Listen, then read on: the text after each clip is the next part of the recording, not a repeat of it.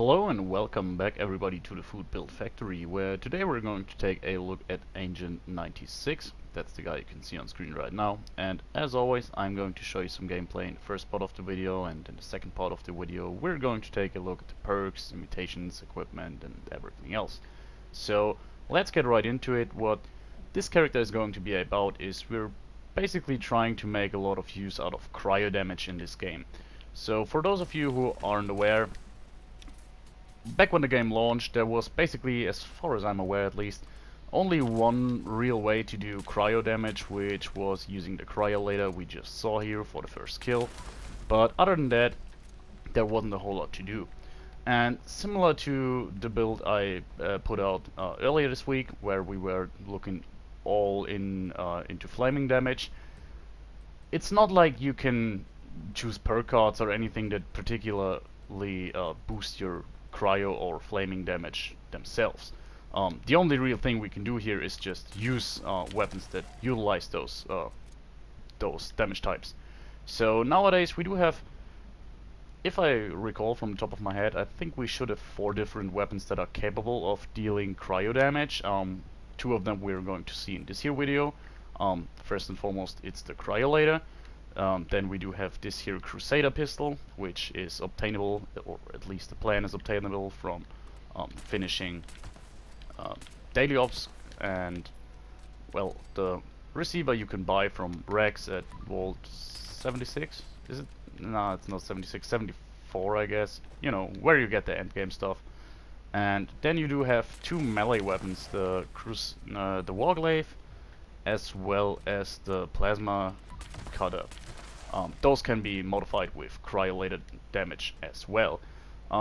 Pretty much all of the options I have shown off. I think I didn't show off the Plasma Cutter as a cryo modification, but other than that, I do definitely have a build where I use the Warglaive with the cryo modification.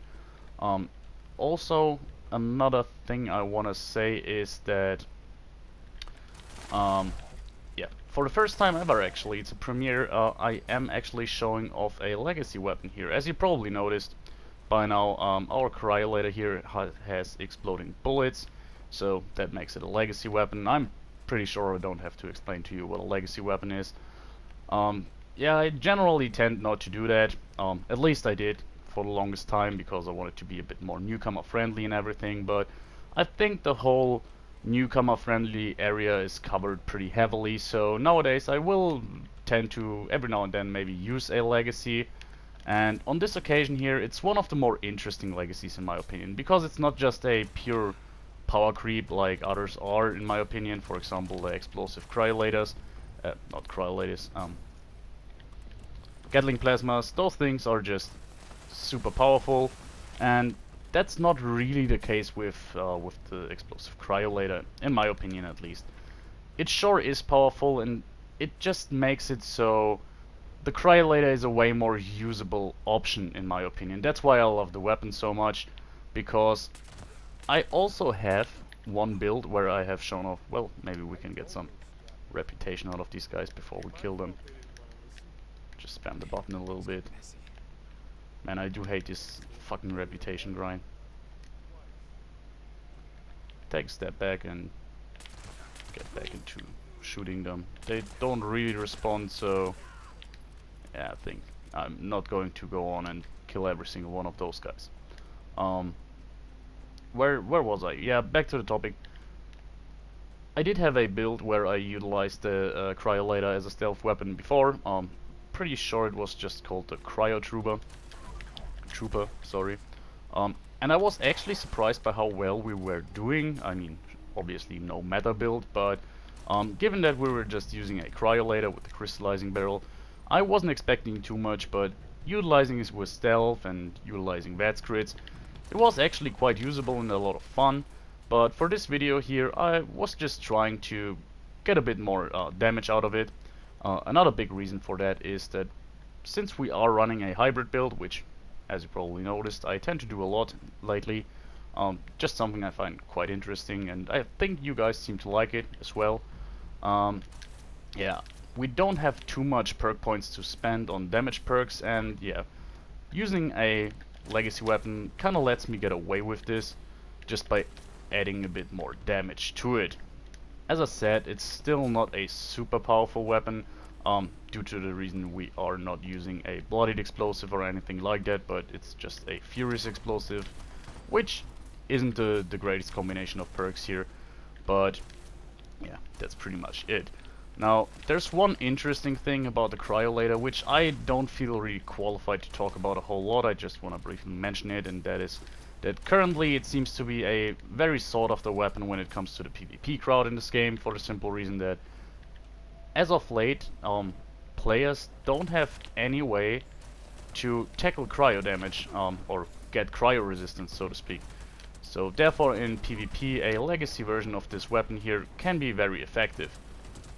But that's pretty much all I know about it. I'm not into PvP whatsoever, and therefore I can't tell you a whole lot about it. Another interesting thing I noticed with this build is that actually the Crusader pistol, if you're modifying it to use the cryo ammo, to use the cryo modification, it actually does not use cryo cells.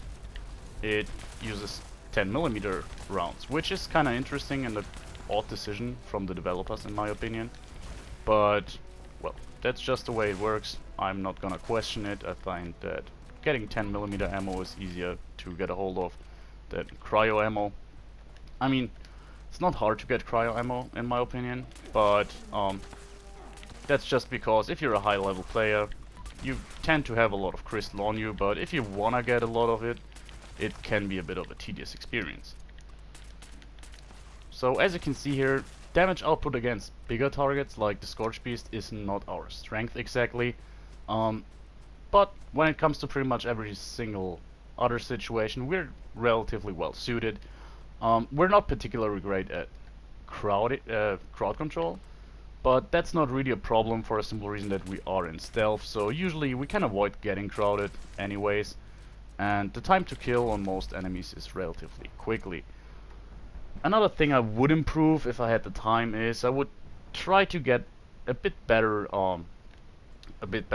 equipment in terms of armor, just to get a bit more AP refresh going on. I didn't really find the perk points to work on my AP refresh with perk points, so that would be something I would improve upon. I think we do have one powered piece of armor on us, but having 2 to 3 would definitely not hurt and would make the whole gameplay more fluent, because that's something I noticed happening every now and then.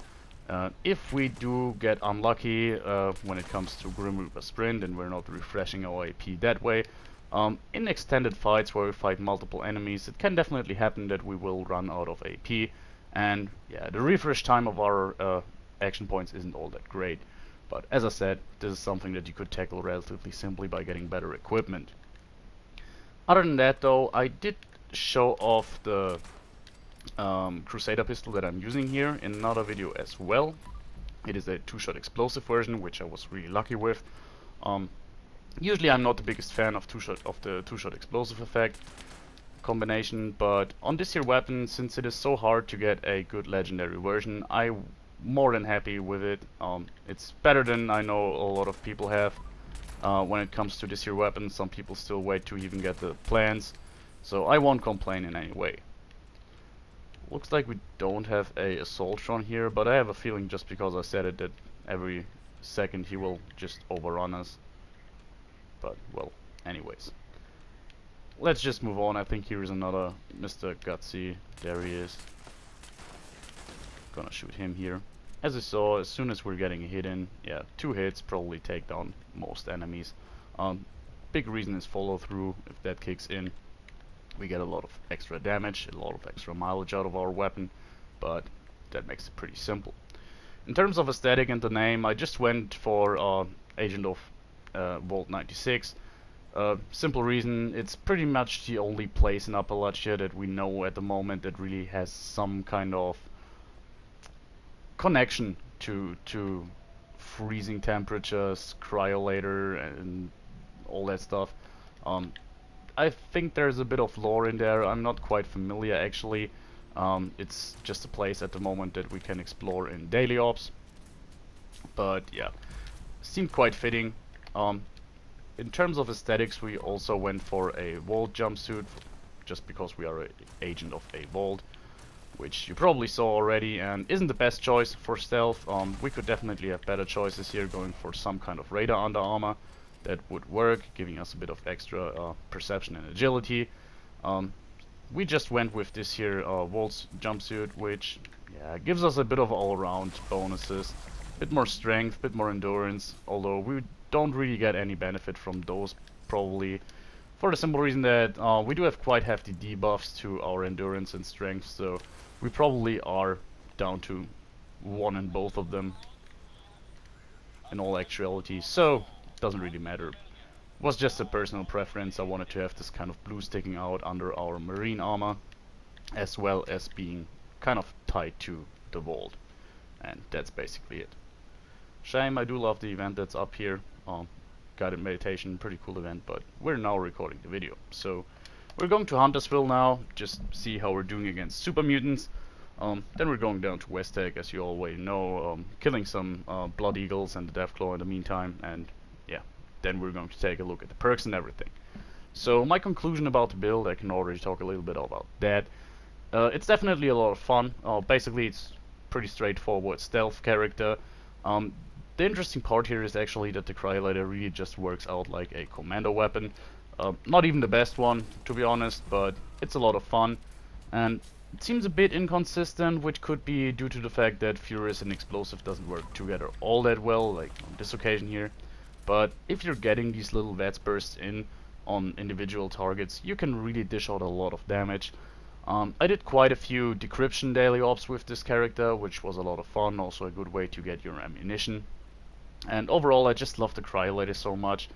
And if anything, I think even the legacy version of it isn't too overpowered actually. I mean, the effects are obviously not how it should work, but in terms of damage output, I would actually think it wouldn't be too crazy just having the standard Cryo do this kind of damage. Maybe a bit of a, well, critical opinion. Not critical opinion, controversial, that's the word I was using. I tend to just use the Cryo in free aim every now and then, because it consumes quite a hefty amount of AP. I mean, if you are lucky enough to get a less VATS cost version, actually the best one in my opinion would probably be something like a quad explosive less VATS cost. That would certainly be pretty great. Although the reload is pretty quick, gotta say. So it doesn't really matter if you're reloading relatively often, and on this occasion I feel like the damage was a little bit bugged here. Bit of rubber banding going on, but I could be wrong. I was not paying too much attention here. So yeah, that's about it. Another interesting thing to say about the build is that, well, I said earlier that fighting tougher bosses is a bit of a pain because you're not having the damage output. This is countered by the simple fact that, yeah, this is a Cryo after all, so the real distinctive thing about the Cryo or Cryo damage in general, you're not really seeing in this video here because most enemies go down too quickly. But if you are fighting stuff like the Queen or Sheep Squatch maybe, you will see that sooner or later they are completely going to be frozen and basically not move at all. You can basically perma-stun them, so it's just a matter of trading in resources in form of ammo in order to bring down an enemy that otherwise can't really do a lot to you. Can be a bit tricky in situations where you have events that maybe you fight a boss and there are a lot of spawns coming in, but keep in mind you're a stealth character, so they shouldn't really bother you too much. And therefore, yeah, overall it's really a solid build. I do like it a lot, and by the way, I feel like we used the Cryo a lot. Let's finish the video here with the 10mm pistol, not 10mm pistol, the Crusader pistol. Another weapon I really love. I know some people are disappointed in it, feel like it could be more powerful or more exciting, but I actually just like it. The only thing I would agree with is that it could certainly have been great with a auto receiver. After all, most people who did want to use handguns in this game sooner or later went after a guerrilla build, just because it is the more powerful version actually. So locking those guys out of this weapon here is a bit of a bold decision in my opinion. Could really have been fun to have a automatic version. Shouldn't even... yeah, it could have been a nice mix maybe, where you say you have relatively low fire rate for a automatic handgun, but in addition you do have relatively high base damage. Could be a little bit of a niche there, which we don't actually have at the moment, but we have what we have, so we're working with the gunslinger here. See that? 3 shots, 3 kills on those grills, so definitely an overpowered weapon. And this here Deathclaw has a tendency to be very perceptive. I'm not sure what it is. It's just something I noticed in the game in general, that there are certain locations, if you go there more often, you find out that it seems like the game is cheating a little bit, because I am oftentimes detected at the same spaces from the same enemies, which usually other versions of those enemies in other areas aren't a problem for me with my stealth characters, but yeah, this Deathclaw in particular seems to be very perceptive, which I'm fine with if the game really works like that, but it's just something I noticed over time. If you guys notice this as well, let me know, would be interesting. So as you can see here, since we're spreading our... okay, we're in danger again, but I'm guessing that's just a visual glitch actually.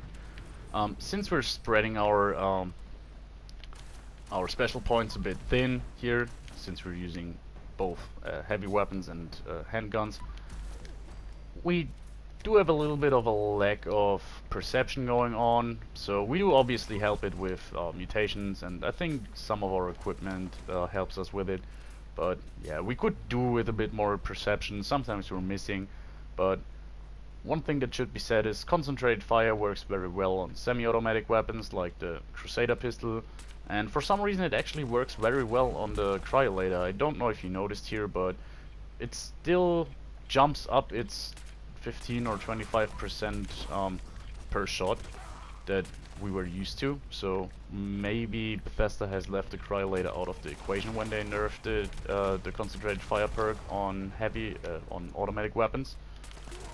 Certainly feels like it, and it's definitely a nice thing to have, because otherwise this could be a bit problematic, since the Cryo-damage doesn't have a lot of accuracy to begin with. So yeah, as I said, doesn't really hurt. Another thing to keep in mind with this build here is we are pretty much a glass cannon. We have relatively low endurance, and we don't pay particular attention to our damage resistance. It's not super bad, but it's not great either. So we are relatively flimsy, and I think we can show that off here.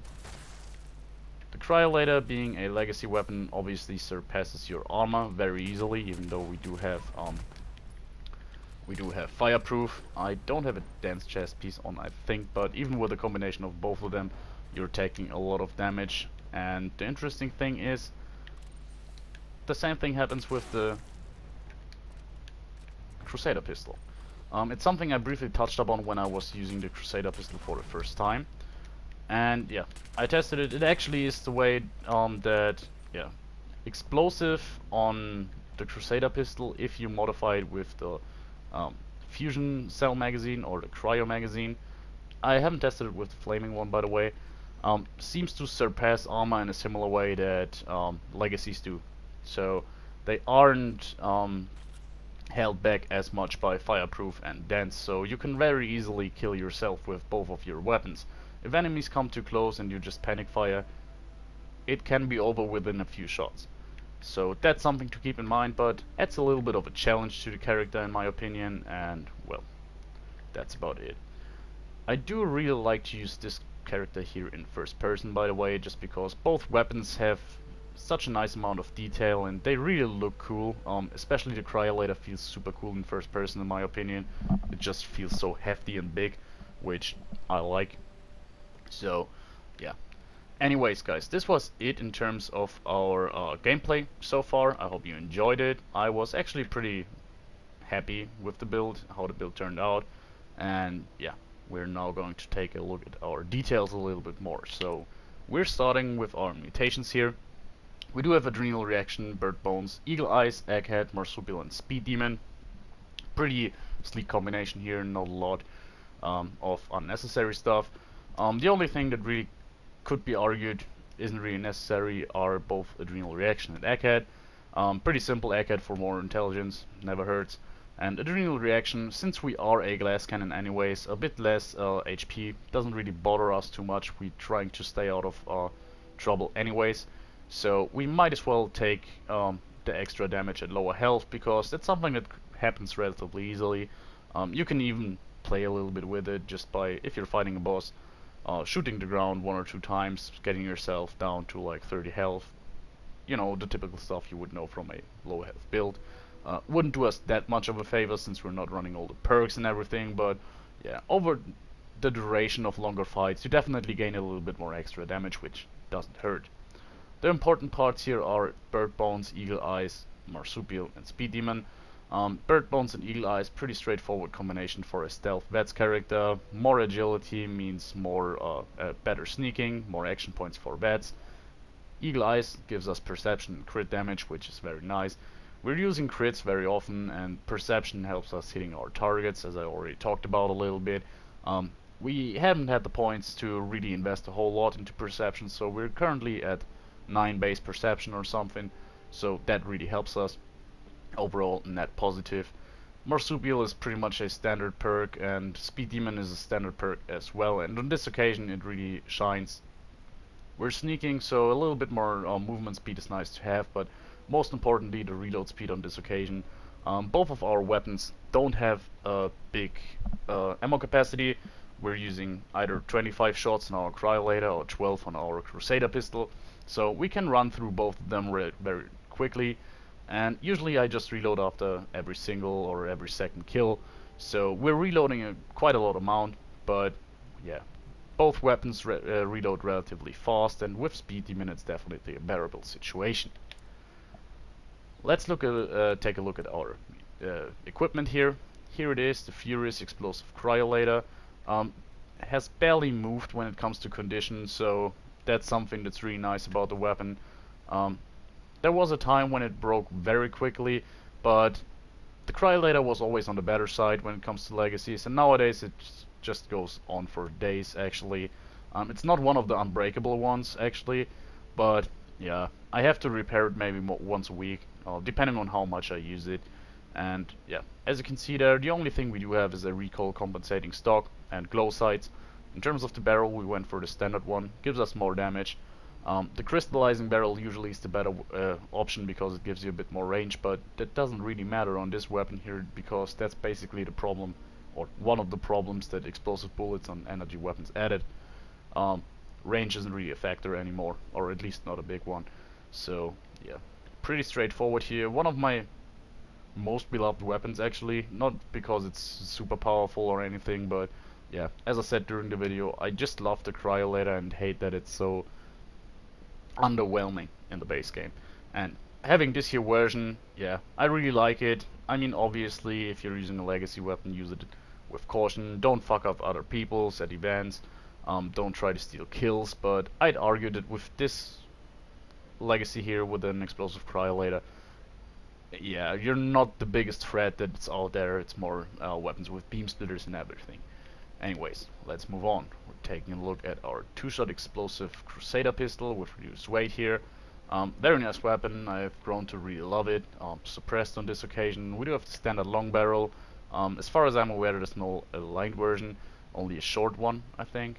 So yeah, trading in range for a bit less action point cost wasn't really worth it to me, if I remember correctly. We do have the cryo receiver, as I already told you. Then we do have a standard magazine. You could go for an extended version. I didn't really bother to buy the bullion. The reflex sight, pretty important just to improve your VATS gameplay. And the suppressor, very obviously you're playing stealth, so you want to have your weapon suppressed. In terms of condition, this weapon here goes down relatively fast, but we already have confirmation that Bethesda wants to fix the condition yet again in another update. So there's that. And then we do have our Chameleon Marine Armor set, Chameleon Intelligence. chameleon extra luck, another piece with luck, another piece with intelligence, and yet another one with luck. So no perception boost there, and no powered piece either. Was wrong on both occasions there. Yeah, perfect world I would go for maybe 3 powered pieces, and definitely what I would like to have is one piece with harder to detect while sneaking. That's something that definitely misses here in the collection.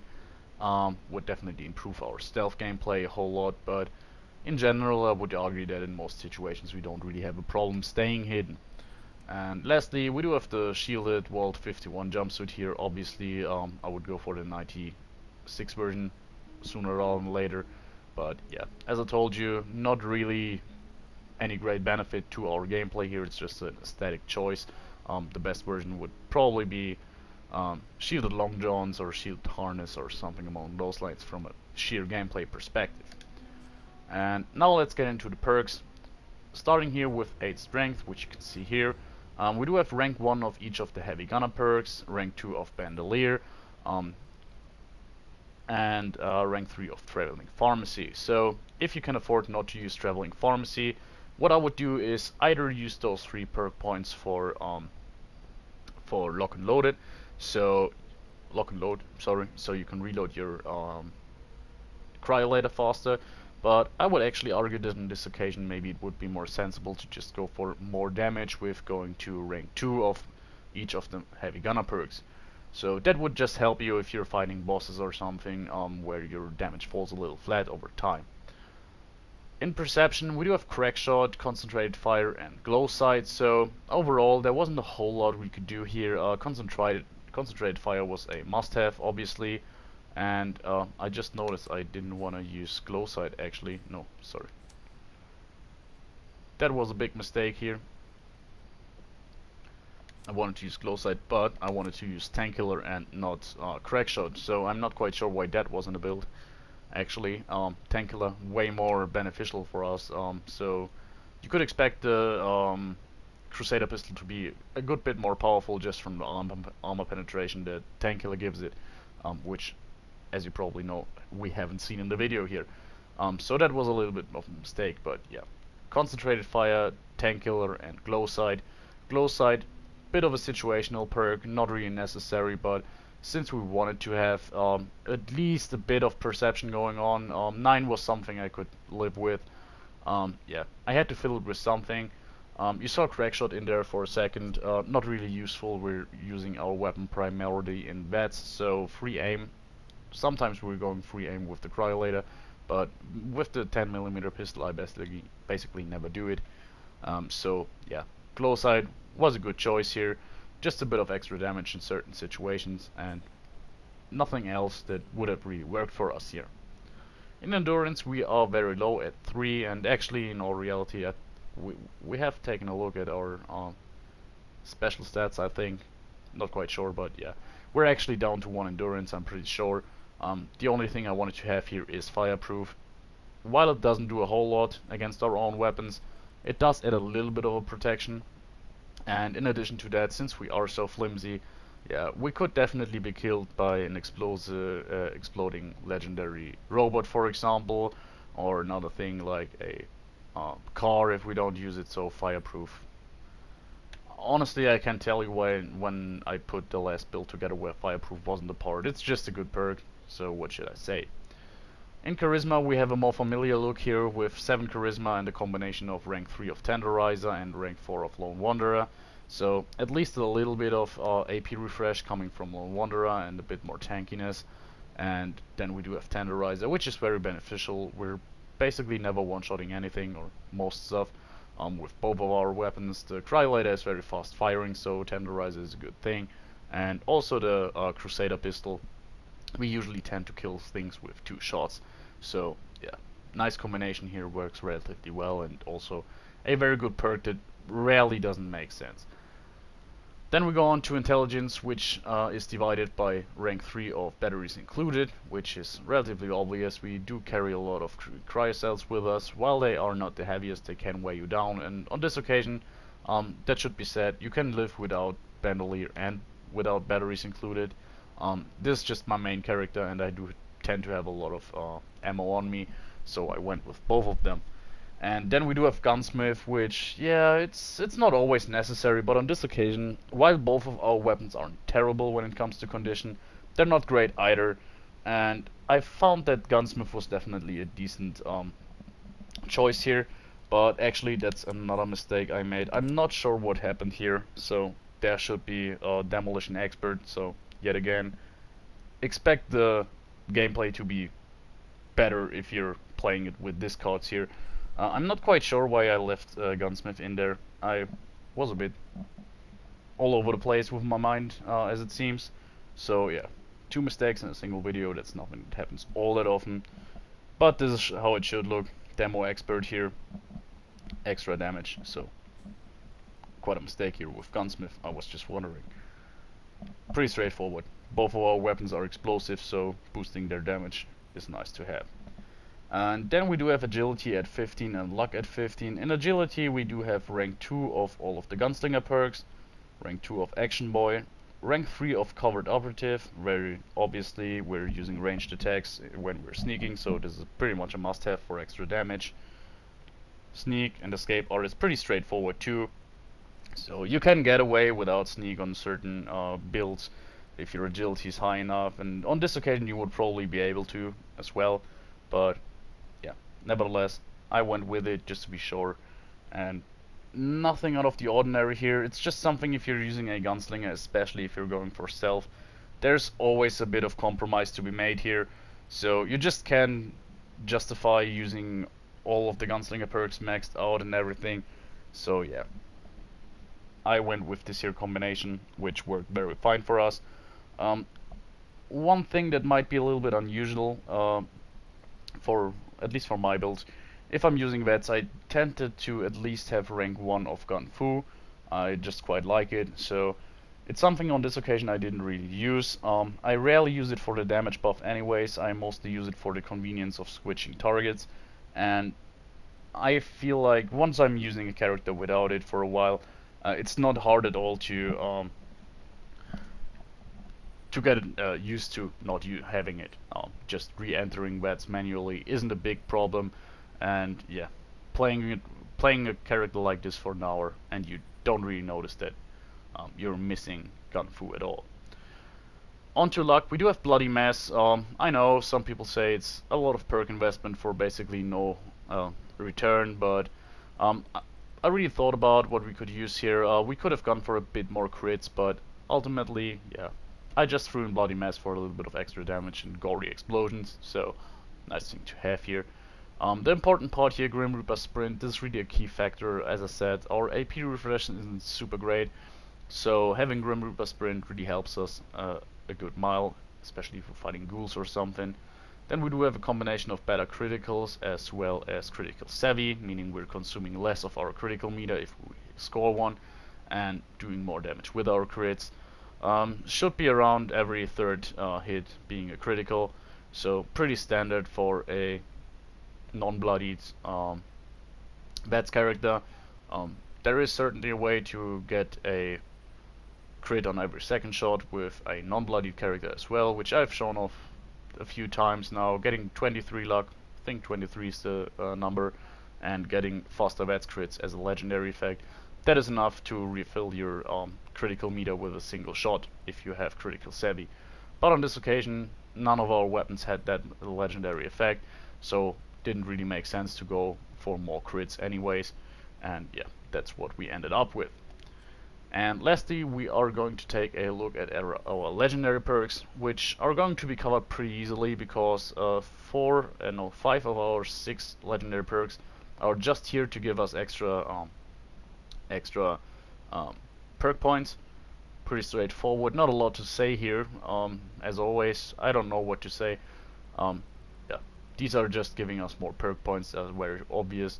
And then lastly, we do a follow through, which on a stealth character, obviously, unless you're using a melee ability, and even then it can be useful. Yeah, very straightforward perk. 40% extra damage, multiplicative, I might add, is very powerful. So definitely something you should consider. And as it is night here, I hope you enjoyed the build, guys. We're now going to take a look at the picture just so I can easily give myself a thumbnail, and then that was it. As I said, I hope you enjoyed it. I would be interested. I kind of teased it in another video, but at the very end, just like this here, that I wanted to use legacies a little bit here and there. What do you think about that? I don't know. If you think it's problematic, or if you think I should stick with non-legacy weapons at all, I'm willing to do that. It's no problem. If you think that every now and then you want to see a legacy weapon being included in this builds, let me know. Would be very interesting. I really genuinely I am genuinely interested. I'm a foreigner, forgive me. And well, hope to see you in the comment, guys, and bye.